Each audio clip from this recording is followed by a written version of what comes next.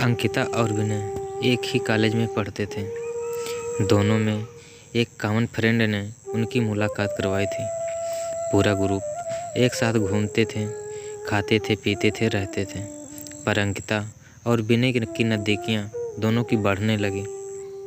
देखते ही देखते दोनों उनके एक दूसरे से प्यार हो गया। अब दोनों अकेले ही रहकर वक्त बिताने लगे। बगीचों में घूमना, साथ में मूवी देखने जाना, साथ में पढ़ना, वह हर चीज़ एक ही साथ करते थे। देखते ही देखते कॉलेज ख़त्म हो गया और उनका मिलना भी कम हो गया। एक बार अंकिता और विनय दोनों एक समुद्र के किनारे बैठे थे। अंकिता ने विनय से कहा, अब तो हमारी कॉलेज भी ख़त्म हो गई। अब हम ये दूसरे के साथ कैसे बिताएंगे, और अब जल्द ही मेरे घर वाले मेरी शादी करा देंगे। विनय ने उसका हाथ पकड़ते हुए कहा कि अंकिता, तुम चिंता मत करो, मैंने 1-2 कंपनी में अप्लाई कर दिया है। बस कुछ ही दिनों में अच्छी नौकरी लग जाएगी। फिर हम अपने अपने घर बात करेंगे। 2 हफ्ते बाद विनय को अच्छी कंपनी नौकरी मिल गई। जैसे ही उन्होंने तय किया था, उन्होंने अपने अपने घर पे बता दिया। विनय की माँ तो मान गई, पर उसके पिता जी नहीं मान रहे थे। और यहाँ अंकिता के घर वालों ने तो साफ इनकार कर ही दिया था। वह दोनों बहुत परेशान होने लगे कि अब क्या होगा, अब क्या करें, कैसे वह अपने घर वालों को मनाएंगे। बहुत दिन हो गए, दोनों एक दूसरे से बात करना भी कम हो गया, क्योंकि अंकिता के घर वालों ने उसका फ़ोन ले लिया था और उसके लिए एक अच्छा सा रिश्ता ढूंढ रहे थे।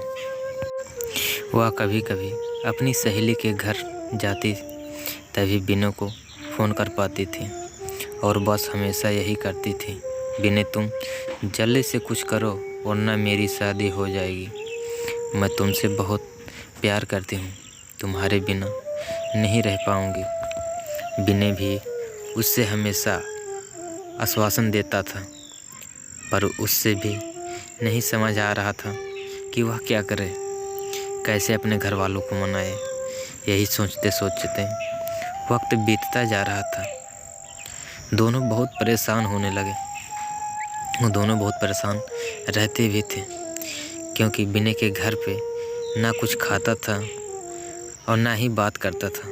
बस पूरा दिन शांत रहता था और सोचता रहता था।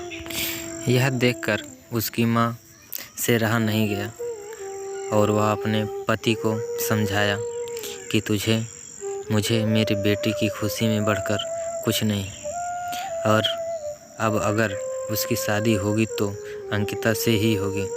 आप कल उसके घर जाके उसके बाप से बात करो।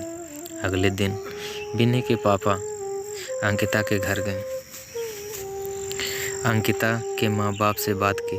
उन्होंने समझाया कि हमारे बच्चों की खुशी में हमारी खुशी है। मेरा बेटा एक अच्छी कंपनी में काम करता है और उसकी तनख्वाह में भी अच्छा है। वह आपकी बेटी को हमेशा के लिए खुश रखेगा।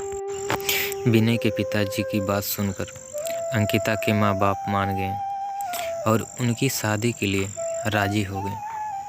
विनय और अंकिता की शादी धूमधाम से हुई। दोनों बहुत खुश थे। वह अपने हनीमून के लिए शिमला गए थे। हनीमून से लौटते ही विनय पर ने काम पे लग गया। दोनों की ज़िंदगी हंसी खुशी से बीत रही थी। उनकी शादी को अब 2 साल होने वाले थे, पर उन्हें अभी तक बच्चा नहीं हुआ था। घर वाले, रिश्तेदार, सब लोग अंकिता से हमेशा यही सवाल पूछते थे कि खुश खबरी कब दे रही हो। वह हमेशा मुस्कुराकर बात टाल देती थी और चुप हो जाती थी। अंकिता बहुत परेशान थी। उससे यही चिंता खाई जा रही थी कि वह कभी माँ नहीं बन पाएगी। धीरे धीरे 4 साल बीत गए, पर उन्हें अभी तक बच्चा नहीं हुआ।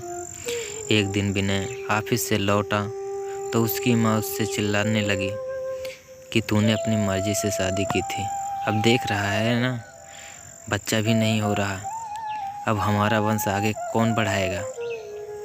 लोगों के ताने सुन सुनकर मेरे कान पक गए हैं। मेरी भी इच्छा होती है कि मैं अपने पोते को देखूं, उसके खिलाऊं। यह सब अंकिता सुन रही थी। विनय ने अपनी माँ को समझाया कि ज़रूरी नहीं कि आपकी बहू में कुछ कमी हो, मुझ में भी कमी हो सकती है। आप शांत हो जाइए। जैसे तैसे उनकी माँ अपने आप को चुप करवाई और अपने रूप में चले गया। जहाँ अंकिता बहुत रो रही थी, विनय उसके पास गया और उससे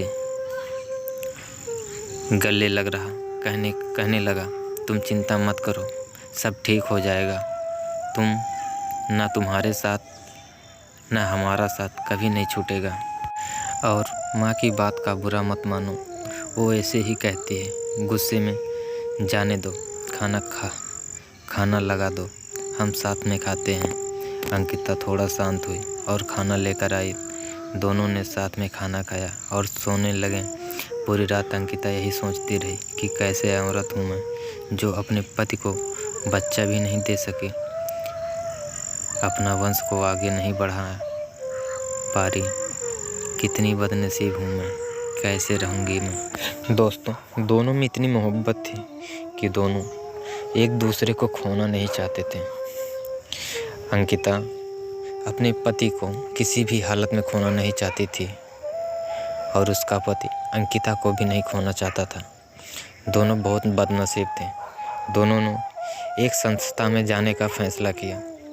तभी वो दोनों एक संस्था में जाते हैं और वहाँ से एक बच्ची को गोद ले लेते हैं और उसे घर लेकर आते हैं।